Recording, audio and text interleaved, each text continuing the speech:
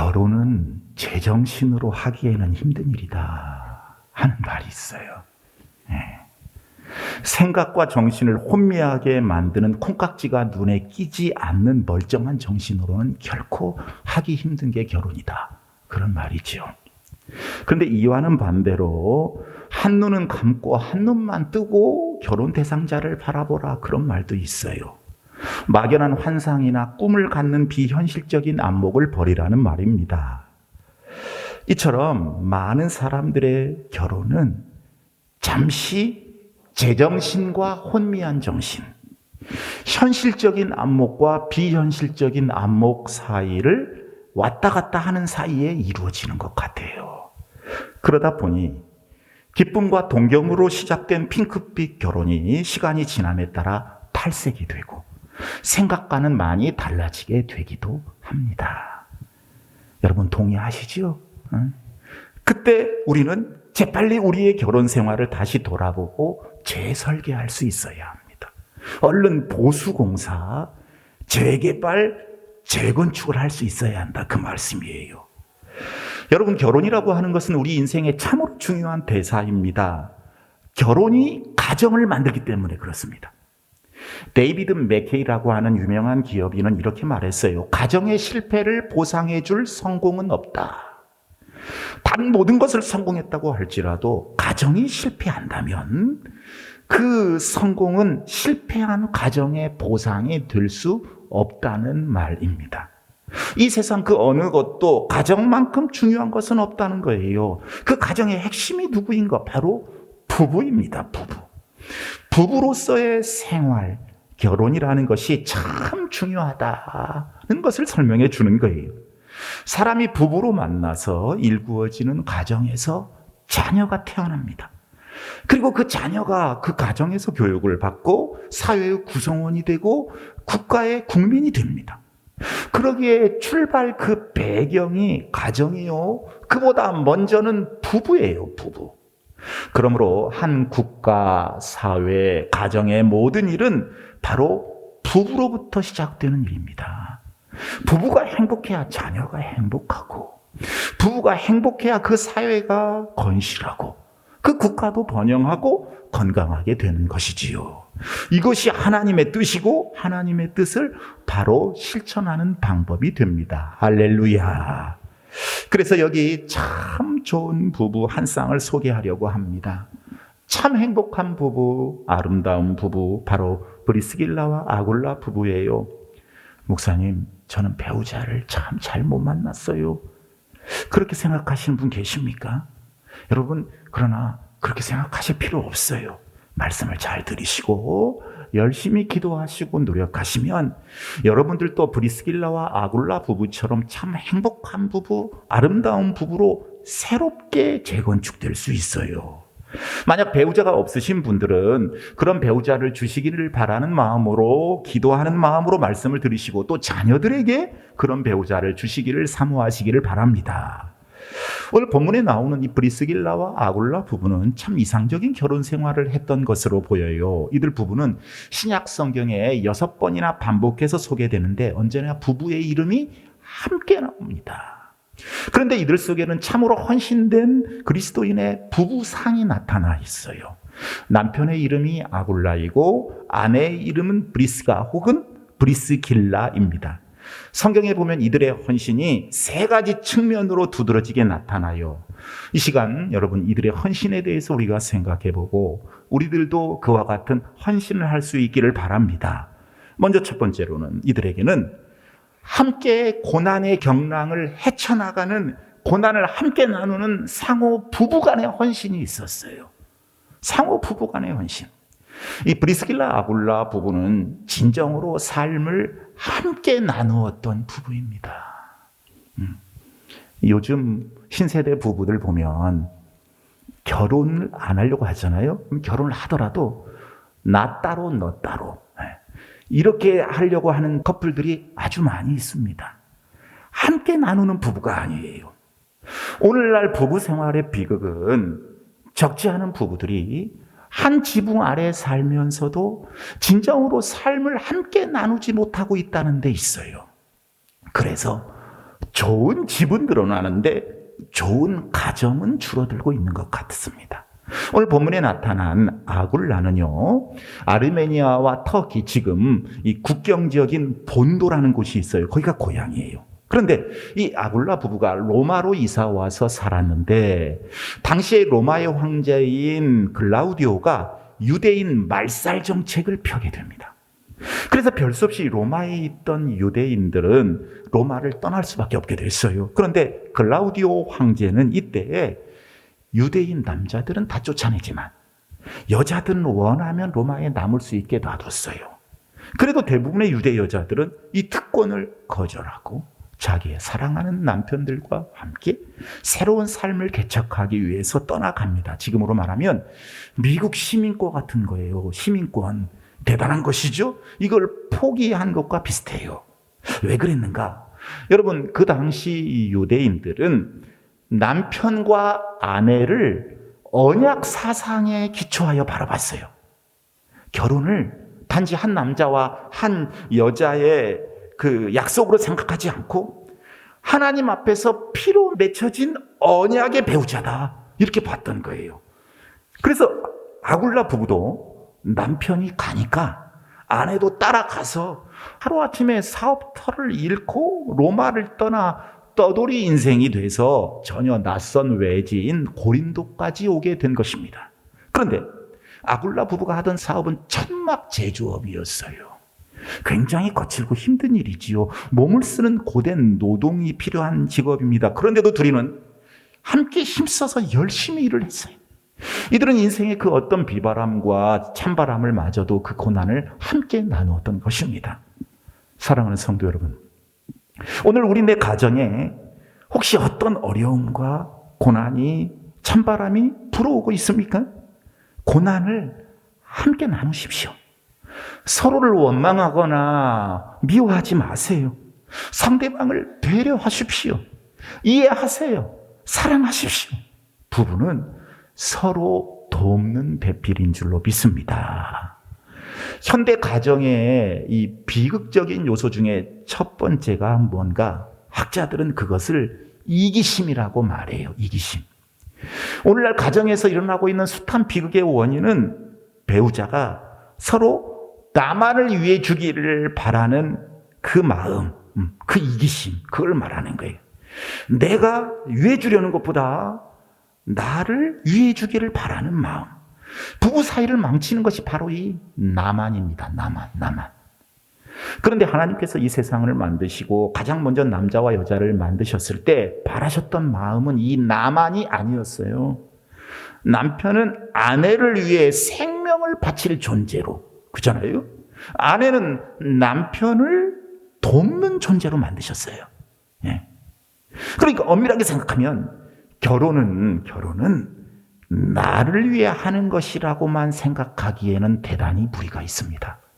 결혼 생활은 나를 위해 하기보다는 배우자를 섬기기 위해 하는 것이라고 볼 수 있는 거예요. 성경을 정확하게 아셔야 돼요. 남편과 아내는 서로를 향해서 이해의 창을 활짝 열고 고난이나 어려움이 있을 때 서로 섬겨주고 함께 나눌 줄 아는 그런 부부가 되어야 할 줄로 믿습니다. 그러려면 남편은 아내를 최고로 생각할 줄 알아야 돼요.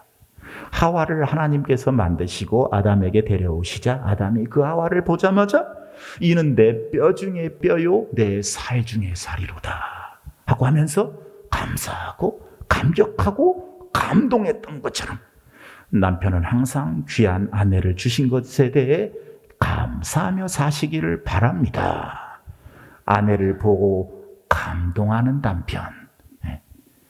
여러분 어떠십니까? 제가 여러분에게 이 말씀을 전하면서도 제가 제 모습을 생각하게 되네. 아내를 보고 감동할 줄 아는 남편. 그런 남편 되시기를 바랍니다. 아내도 마찬가지예요. 남편을 귀하게 여겨야 해요. 그래야 고난과 어려움을 함께 극복하며 살아갈 수 있는 거예요. 있을 때 잘해야 하는 거예요. 있을 때 잘해야 돼.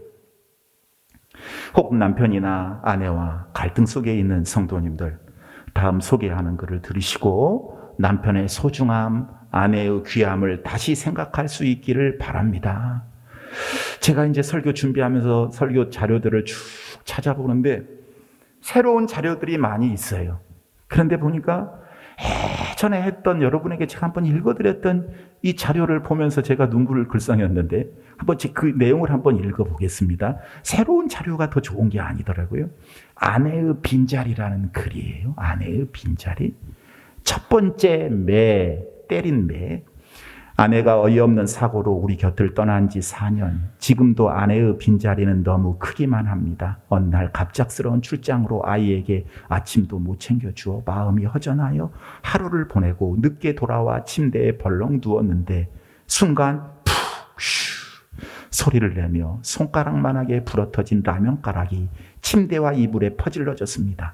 펄펄 끓는 컵라면이 이불 속에 있었던 것입니다. 이 일이 일어난 과정은 무시하고 아이를 불러 마구 때렸습니다. 계속 때리고 있을 때 아들 녀석이 울면서 말한 한마디가 손을 멈추게 했습니다.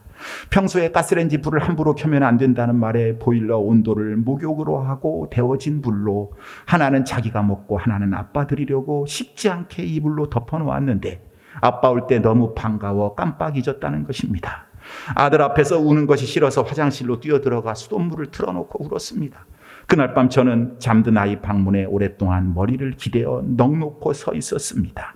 두 번째 매, 어느 날 유치원에서 전화가 왔습니다. 아이가 재롱잔치하는 날인데 유치원에 오지 않았다는 것입니다. 불안한 마음에 조퇴를 하고 집에 와도 아이가 없었습니다. 엄마 없는 아이를 부르며 애타게 찾았습니다. 그런데 그놈이 놀이터에서 신나게 혼자 돌고 있었습니다. 너무나 화가 나서 집으로 와서 또 매를 들었습니다. 그런데 이놈이 한마디 변명도 않고 잘못을 빌더군요. 세 번째 배, 그날 이후 글을 다 배웠다고 너무 기뻐하며 저녁만 되면 자기 방에서 꼼짝도 않고 글을 써대는 것이었습니다. 아내가 없었지만 좋았습니다. 하늘에서 아이 모습을 보고 미소 지을 아내를 생각하니 난 또 다시 흐르는 눈물을 참을 수 없었습니다. 그렇게 또 1년이 흐르고 크리스마스 캐롤이 흘러나오는데 또 아이가 한 차례 일을 저질렀습니다. 회사에서 퇴근 준비를 하고 있는데 전화가 왔습니다. 우리 동네 우체국 출장소였는데 우리 아이가 주소도 우표도 없이 편지 300통을 넣는 바람에 연말 우체국 업무에 막대한 지장을 끼친다고 화를 내는 것이었습니다. 다시는 들지 않으려 했던 매를 또 다시 들었습니다. 이번에도 변명 않고 잘못했다는 소리뿐이었습니다. 이 우체국에서 편지 모두를 가지고 와서 도대체 왜 이런 일을 했느냐고 물었더니 아이가 울먹이는 목소리로 대답했습니다. 하늘나라 엄마에게 편지를 보낸 거라고. 순간 울컥 나의 눈시울이 빨개지는 것을 느꼈습니다. 하지만 아이가 바로 앞에 있어 울음을 참고 다시 물었습니다. 그럼 왜 이렇게 많은 편지를 한꺼번에 보냈냐고. 그러자 아이는 그동안 편지를 써왔는데 우체통보다 키가 작아 써오기만 하고 못 붙였는데 요즘 들어 다시 키를 재보니 우체통에 손이 닿길래 그동안 써온 편지를 한꺼번에 넣은 것이라고 하더군요. 전 아이에게 무슨 말을 해야 할지 막막했습니다. 얼마 후 아이에게 이렇게 말했습니다. 엄마는 하늘에 계시니까 편지를 써서 불에 태워 하늘로 올려보내자고. 그리고는 그 편지를 가지고 밖에 나왔습니다. 주머니 속에 라이터를 꺼내 그 편지를 태우기 시작했습니다. 그러다 문득 아이가 엄마한테 무슨 얘기를 썼을까 궁금해졌습니다. 그래서 태우던 편지 하나를 읽어보았습니다. 보고 싶은 엄마에게, 엄마 지난주에 우리 유치원에서 재롱잔치를 했어. 그런데 나는 엄마가 없어서 가지 않았어. 아빠가 엄마 생각할까 봐 아빠한테 얘기 안 했어. 아빠가 나를 찾으려고 막 돌아다녔는데 난 일부러 아빠 보는 앞에서 재미있게 놀았어. 그래서 아빠가 나를 마구 때렸는데도 난 끝까지 얘기 안 했어. 나 매일 아빠가 엄마 생각나서 우는 거 본다? 근데 나 엄마 생각 이제 안 나. 아니, 엄마 얼굴이 생각이 안 나. 엄마, 나 꿈에 한 번만 엄마 얼굴 보여줘. 알았지? 이재중 올림. 유치원에 가지 않았다며 제가 두 번째 매를 때린 날 쓴 편지였던 것입니다. 아이라고 철없다고만 생각했더니 그 속이 어른보다 깊습니다. 때론 어른 같은 녀석의 모습에 오히려 마음이 아프기도 하지만 온 세상을 품은 그 작은 가슴이 대견하고 사랑스럽습니다.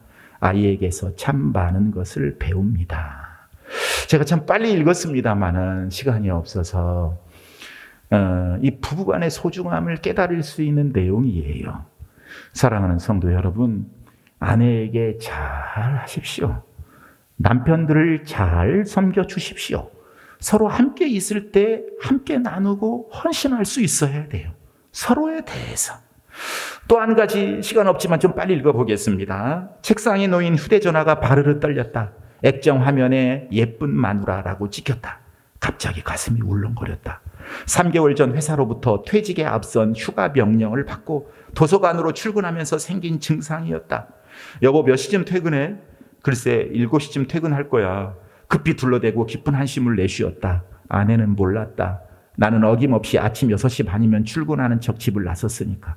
도서관에서 보내는 하루하루가 멍해처럼 내 어깨를 눌렀다. 무엇보다 아무것도 모르는 아내 얼굴을 보는 게 괴로웠다. 그러던 어느 날 나를 배웅하는 아내 손에 도시락이 들렸다. 의아한 눈으로 바라보자 아내는 말없이 도시락을 내 손에 쥐어주었다. 그리고는 내 입술에 가볍게 뽀뽀했다. 점심때 드세요. 빵으로 어떻게 저녁까지 버텨요. 나는 잘못하다 들킨 아이처럼 고개를 숙이고 말았다. 그날 저녁 아내는 아무 일 없는 듯 나를 맞이했고 밥상에는 고소한 냄새가 풍기는 고기도 올라왔다. 알고 보니 도서관 휴게실에서 빵 먹는 모습을 아내의 친구에게 들켜 거짓 출근이 들통난 것이었다. 지금도 아내는 변함없이 도시락을 챙겨준다. 여기저기 이력서를 내보내지만 나이가 많다는 이유로 채용을 꺼려했다. 이제 한 달이 지나면 약간의 월급마저 끊긴다. 이 모든 사실을 털어놓았지만 아내는 한결같았다. 하루는 아내가 도시락에 넣어준 쪽지를 보고 가슴이 뭉클했다. 당신의 퇴직은 이제라도 하고 싶은 일을 하라는 뜻일 거예요. 당신 글 쓰는 거 좋아했잖아요. 그 꿈을 이루도록 도울게요. 나는 마음속으로 읊조렸다. 당신이 있어서 내가 살아간다고. 본문으로 다시 돌아갑니다. 여러분, 아굴라와 브리스길라 부부도 고난의 파도를 헤치면서 함께 나란히 삶을 걸어가고 있는 모습이 성경에 나타납니다. 이들 부부는 적어도 4번 이상 주거지를 옮겨 다녔어요. 본도에서 로마로, 로마에서 고린도로, 고린도에서 에베소로, 에베소에서 다시 로마로 가게 됩니다. 여러분, 그때 당시에는 그 이사 차량도 없었습니다. 도로도 좋지 않았습니다. 그런데 한 번 이사도 힘든데, 너무 어려운데 이 정도로 주거지를 옮기면서 그들은 더욱 가까워지는 모습을 보게 돼요. 그래서 초대교회 한 문서에는 이 아굴라와 브리스길라 부부는 우리 중에 가장 으뜸되는 부부의 이상형이었다라는 기록이 남아있다고 해요. 여러분들이 그런 부부 되시기를 바랍니다. 아굴라 브리스길라와 같이 그것이 어려움일지라도 고난일지라도 서로 함께 나누고 서로에게 헌신하는 이상형의 부부가 꼭 되시기를 축복합니다. 자, 2번째. 이 부부에게는 말씀에 대한 헌신이 있었어요. 저 오늘 본문 사도행전 18장 24절, 25절 말씀을 읽어봅니다. 알렉산드리아에서 난 아볼로라 하는 유대인이 에베소에 이르니 이 사람은 언변이 좋고 성경에 능통한 자라. 그가 일찍이 주의 도를 배워 열심으로 예수에 관한 것을 자세히 말하며 가르치나 요한의 세례만 알 따름이라. 아멘. 여러분, 아볼로라는 사람이 등장합니다. 여기서 나타나는 아볼로는 고린도 교회의 설교자였어요. 고린도전서 3장 6절에 보면 여러분 기억하실 거예요. 나는 심었고 아볼로는 물을 주었으되 오직 하나님께서 자라나게 하셨나니 라고 기록이 되어 있어요. 이만큼 아볼로는 중요한 인물이었습니다. 당시에 헬라 문화가 상당히 번성하고 상업이 많이 발달한 도시인 이 고린도의 교회가 아볼로를 청빙한 것으로 봐서는 아마도 아볼로는 상당히 똑똑하고 유능한 목회자였던 것으로 보입니다. 그런데 어느 날 아굴라와 브리스길라 부부가 이 아볼로의 설교를 듣게 됐어요. 그의 설교 논리적이고 성경적이고 웅변적이었습니다. 그러나 이 부부는 이 아볼로라고 하는 청년의 설교에는 가장 중요한 복음적 요소가 결핍되어 있다는 사실을 알았어요. 여러분, 요즘 교인들이 설교를 머리로 듣다 보니 한국 교회에서 텔레비전을 틀어도 설교가 나오고 라디오를 틀어도 설교가 나오고 각 교회당마다 주일이면 뭐 수요일이든 새벽이든 항상 복음이 선포되고 설교가 나오니까 이 설교를 머리로만 듣다 보니까 설교하는 목사님들이 복음적인 설교를 하면 또 저 목사님 뻔한 소리 한다고 맨날 그 설교가 그 설교라고 하니까 이 목사님들이 이제 설교 중에 철학 이야기를 자꾸 많이 하고 복음 이야기는 빼든지 복음적인 내용은 살짝 하든지 하고 넘어가는 경우가 상당히 왕왕 일어나고 있습니다. 여러분, 근데 그런 것은 설교가 아닙니다. 설교가 아니에요. 막 문학적으로 굉장히 잘하는 것 같지만 그건 설교가 아니에요. 설교는 교인들의 귀를 즐겁게 하고 그들을 만족시켜 주려는 것이 아니라 하나님의 말씀을 대언하는 일입니다. 저는 신학교 때 확실히 배웠어요. 설교가 뭐냐? 하나님의 뜻을, 하나님의 말씀을 대언하는 일입니다. 이 대언을 굉장히 우리 교수님이 강조하셨어요. 그러니 여러분, 설교에는 복음이 들어가 있어야 돼요. 당시 아볼로는요, 뛰어난 설교가라는 소리를 들으려고 했던 것은 아니었겠지만 아볼로의 설교에서 메시아나 세례에 대한 내용은 있었는데 예수님의 부활이나 성령이 담겨 있지 않았던 것 같아요. 그래서 그들은, 이 부부는 은밀하게, 겸손하게, 온유하게 아볼로를 불렀어요. 26절 말씀을 읽어보겠습니다. 그가 회당에서 담대히 말하기 시작하거늘 브리스길라와 아굴라가 듣고 데려다가 하나님의 도를 더 정확하게 풀어 이르더라. 아멘. 그들은 아볼로라고 하는 청년 목회자를 불러서 함께 말씀의 교제를 나누면서 영적인 부활의 삶이 성령을 통해서 가능하고 성령을 통해서 삶이 위대하게 변화될 수 있다 하는 것을 이야기하게 됩니다. 그래서 마침내 아볼로가 온전한 설교자가 되어서 활동하게 된다는 내용이 오늘 본문의 마지막 부분에 기록이 되어 있어요. 당시에는 신학교가 없었기 때문에 가능한 일입니다. 여러분, 브리스길라 아굴라 부부가 평신도예요. 평신도로서 당시의 설교자들에게 이렇게 긍정적인 영향을 끼칠 수 있었던 것은, 다시 말해 그들이 말씀의 무장을 할 수 있었던 것은 아굴라 부부가 바울 사도를 만나서 1년 6개월 동안 말씀의 훈련을 받았기 때문입니다. 말씀 배우는데 시간과 에너지를 투자했기 때문입니다. 이처럼 말씀에 대한 성도들의 헌신을 통해 초대교회는 놀라운 능력이 나타나게 됩니다. 사랑하는 여러분, 여러분은 신앙생활을 시작한 이래로 주일 아침에 잠깐 드리는 예배 외에 신앙생활의 전모를 알기 위해서, 성경의 진리를 알기 위해서, 살아계신 하나님의 하나님 되심을 알기 위해서, 그분이 대체 어떤 분인가 알기 위해서 말씀을 배우는 일에, 삶의 그 말씀을 적용하는 일에 얼마나 헌신하시는지요. 오늘날 한국교회 교인의 숫자가 이렇게 많음에도 불구하고 그리스도인들이 사회를 변화시키지 못한 채 무기력한 모습만 보이는 원인이 바로 여기에 있는 거예요. 말씀에 헌신하지 않아요. 말씀에. 초대교회의 위대한 힘은 바로 말씀에 대한 이 철저한 헌신 때문에 가능했습니다. 요한복음 1장 1절에 뭐라고 돼 있어요? 태초에 말씀이 계시니라. 이 말씀이 하나님과 함께 계셨으니 이 말씀은 곧 하나님이시니라. 할렐루야. 모쪼록 여러분, 말씀에 대해 헌신하는 성도가 되시기를 축원합니다. 마지막 세 번째로, 이들 부부는 하나님의 일에 대한 헌신이 있었어요. 첫 번째는 부부 상호 간의 헌신, 두 번째는 말씀에 대한 헌신, 세 번째는 하나님의 일에 대한 헌신. 아굴라 부부는, 브리스길라 부부는 주님을 위해서, 또 주님 나라와 복음을 위해서 주님의 몸된 교회와 주님의 사역자들을 섬기는 일에 철저했습니다. 여러분, 사도 바울의 시대, 특별히 이 고린도 교회 당시에는요, 오늘날 같은 제도적인 교회의 시스템이 없었습니다. 그렇기 때문에 성도들의 헌금이 하나님께 바쳐지고 그 예물을 통해서 하나님께서 목회자의 생활비나 선교사의 사례비를 주시는 그런 일이 없었을 것이에요.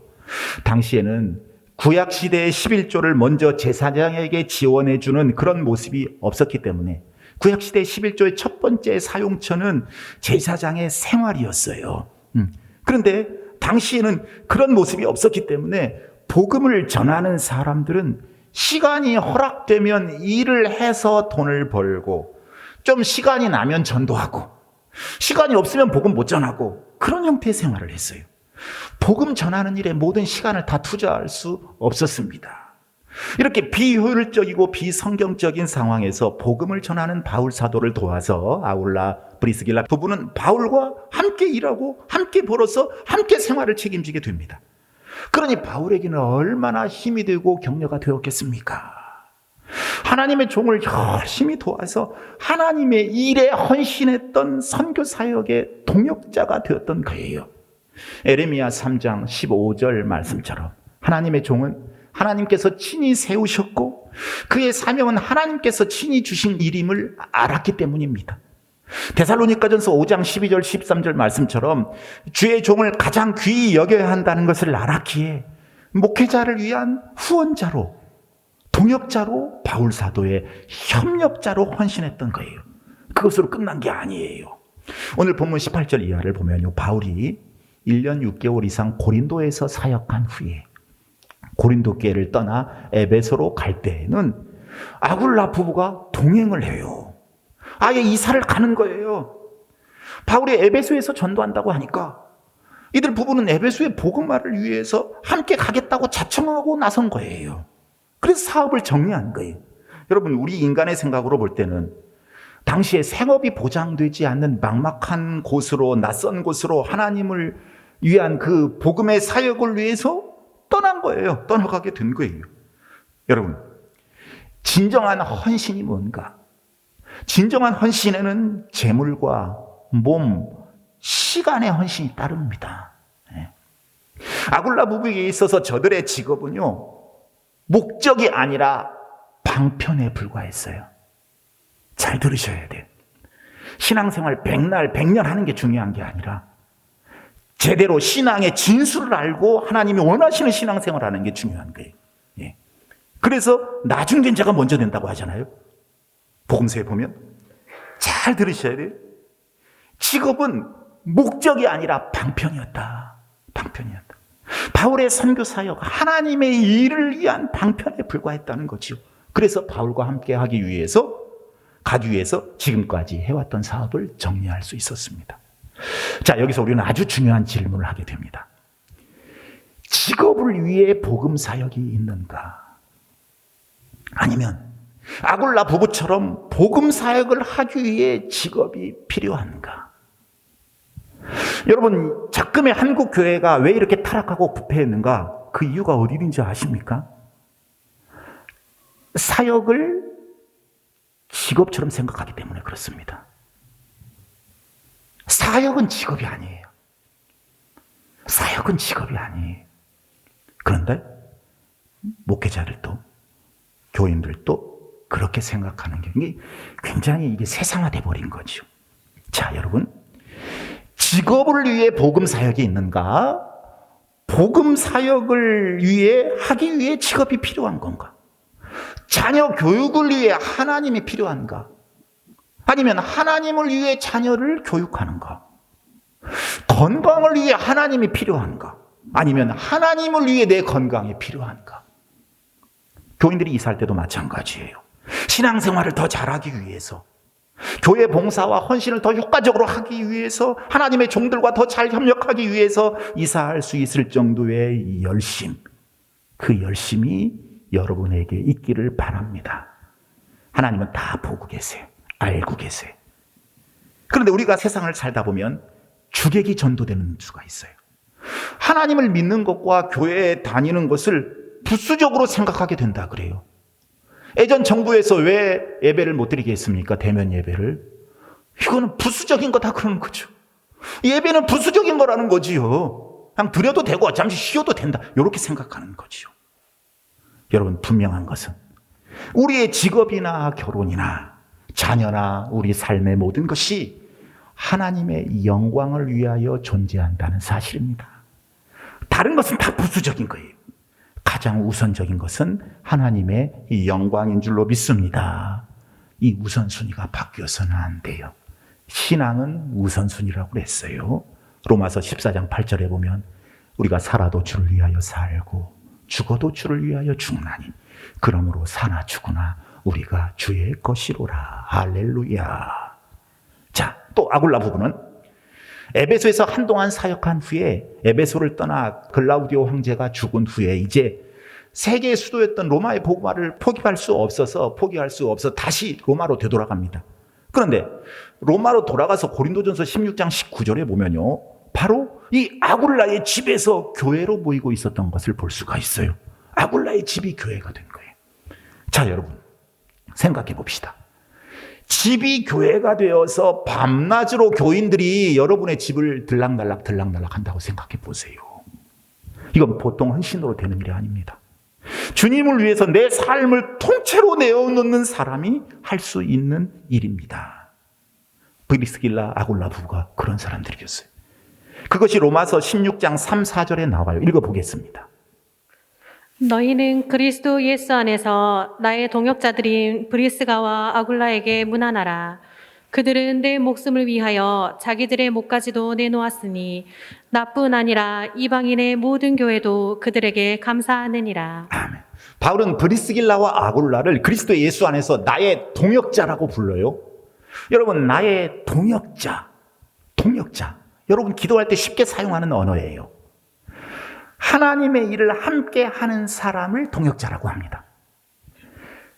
주연과 조연이 나뉘어 있는 것을 말하는 게 아니고 하나님의 일을 주연으로 함께 하는 사람을 동역자라고 말해요. 목사 같은 교인으로, 아니 목사보다 더 목사 같은 교인으로 함께 하나님의 일을 하는 사람. 그리고 이들이 바울의 목숨을 위해 자기들의 목을 내어놨다고 말하고 있어요. 성경은. 바울이 한 번은요, 복음을 전하다가 돌에 맞아 죽을 뻔했습니다. 하나님의 일을 하다가 주의 종이 어려움을 당한 거예요. 여러분, 이때 딱 두 가지 현상이 나타나요. 한 부류는 주의 종 대신 맞서주는 사람이 하나 있고, 한 사람은 자기의 상황을 핑계대고 뒤로 싹 빠지는 사람이 있어요. 두 가지예요. 딱 두 가지로 나타나요. 하나님 다 보시는 거죠. 브리스길라 아굴라 부부는 어떤 사람들이었는가?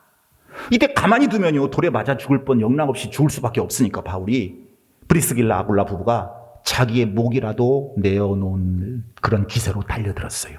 왜 바울 사도를 죽이려고 하느냐? 너희에게 돈을 달라고 했냐? 아니면 너희에게 하룻밤을 재워달라고 했냐? 뭐 때문에 죽이려고 하느냐? 그러면서 바울을 죽이려고 하는 사람들에게 달려들었습니다. 그 사이에 바울이 도망하여 살 수 있었습니다. 바울이 지금 그것을 기억하며 말씀하고 있는 거예요. 바로 이 부부는 주의 종의 동역자, 하나님의 동역자, 그래서 교회의 거목이 된 줄로 믿습니다.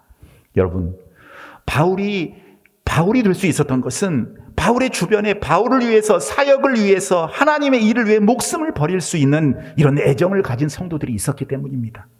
진정한 동역자들이 있었기 때문이에요. 이런 섬김을 가지는 지원이 있었기 때문에 바울 사도의 세계 선교가 가능할 수 있었던 거고 하나님의 일이 이루어질 수 있었던 거예요. 그래서 지금 우리도 예수님을 믿을 수 있게 된 것입니다. 주 313년에 기독교를 방해하던 로마 제국이 기독교를 국교로 공인하게 된 것도 이 아굴라 부부와 같은 초대 그리스도인들의 헌신이 있었기 때문에 가능했던 일입니다. 자, 말씀 정리합니다. 그들은 가정에 돌아와서는 남편을 향해서, 아내를 향해서 뜨겁게 사랑하고 헌신을 했습니다.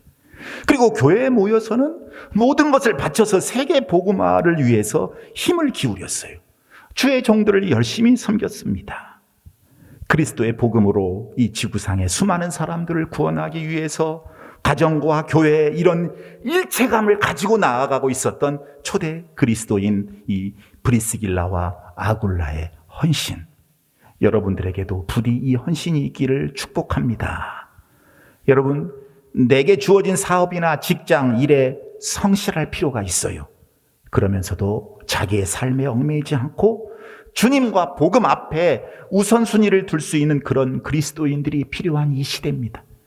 하나님의 종의 동역자가 필요합니다. 하나님의 동역자가 필요합니다. 주님을 위해서, 또한 주님 나라와 복음을 위해서 주님의 몸된 교회와 주님의 사역자들과 함께 동역하는 모범 부부가 다 되시기를 축복합니다. 부부간의 상호 헌신, 말씀에 대한 헌신, 하나님의 일에 대한 헌신. 여러분, 이 헌신을 위해 여러분들을 부부로 만드셨습니다. 찬송합니다.